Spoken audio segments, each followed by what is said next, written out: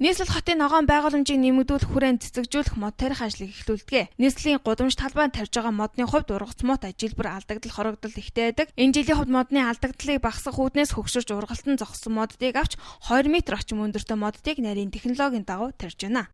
Одоо энэ жилийн хийгдэж байгаа энэ асуудлыг миний онцгойлоод том оврын мод тарьсан гэдэг нь бол нарийн технологи шаарддаг ажил. Технологийн горимж өрчих юм бол модын бол хорогдол их болно.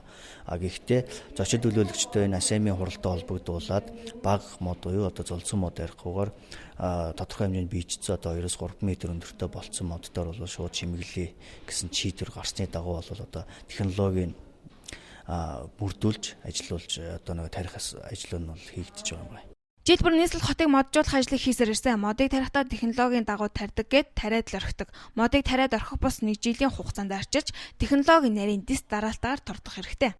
Агаас одоо суулж авах тийм ээ. Тэгээ тээвэрлэх, хадгалах, тэгээд сүүлд нь тарих технологи, тарьсны дараах арчилгаа гэдэг дээр маш бүх технологийн шат амжилт болгоно бид нар алдаа гаргаж байгаа. Тийм учраас тарьсан модыг эргэж арчлах, хуслах ургуулна гэдэг бол арчилгаа хусалгаандаа ихэнх одоо технологи нь орох ёстой. Нийслэл хотод мод тарихад жилбэр тодорхой хэмжээний зарлага улсын төсвөөс гардаг. Зарлага гарган байж мод суудагчаад урахгүй байх нь эргээд алдагдалд орох эрсдлийг дагуулдаг. Тиймээс мөнгөөрөн мод тарьж байгаа тохиолдолд маш сайтар технологийн дагуу арчилж ургуулах шаардлагатай гэдгийг мэргэжилтнүүд хэллээ.